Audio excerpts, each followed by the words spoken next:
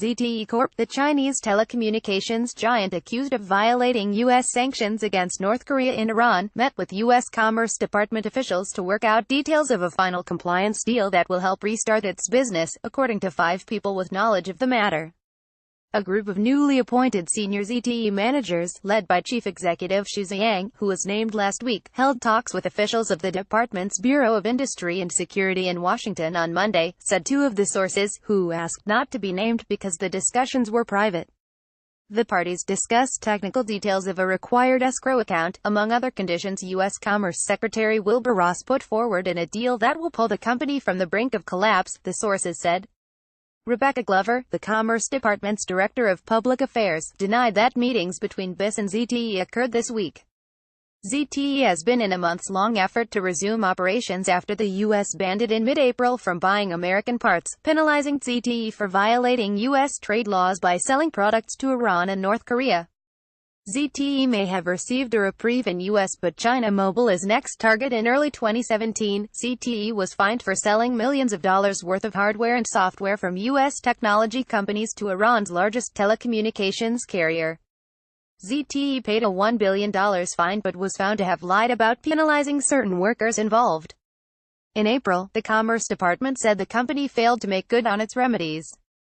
Though unrelated to trade and investment practices that prompted U.S. President Donald Trump to impose punitive tariffs on Chinese imports this month, the ban on ZTE's business with American companies became a bargaining chip of sorts for Trump in his attempts to force China to reduce its record trade surplus with the U.S. ZTE's new management vows to uphold compliance as a top priority. ZTE has also become a symbol of what many U.S. lawmakers consider Beijing's efforts to produce domestic tech industry champions that simultaneously compete with U.S. companies and undermine American security interests.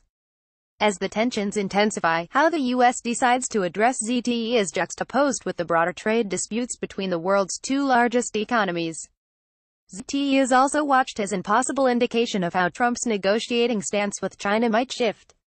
While Trump has been stepping up efforts to rein in an ever-widening trade deficit with China and curtail Beijing's suspected theft of intellectual property, he has backed down from the crippling penalty on ZTE and directed the Commerce Department to come up with a way to save China's second-largest telecommunications equipment maker.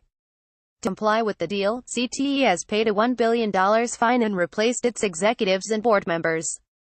The ban will be fully lifted when it deposits an additional $400 million into a U.S. escrow account in case of future violations and puts a U.S.-appointed compliance team in place.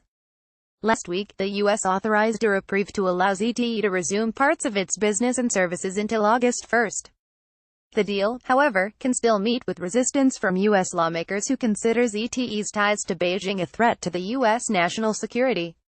Both Democratic and Republican senators have urged Trump to reinstate the ban.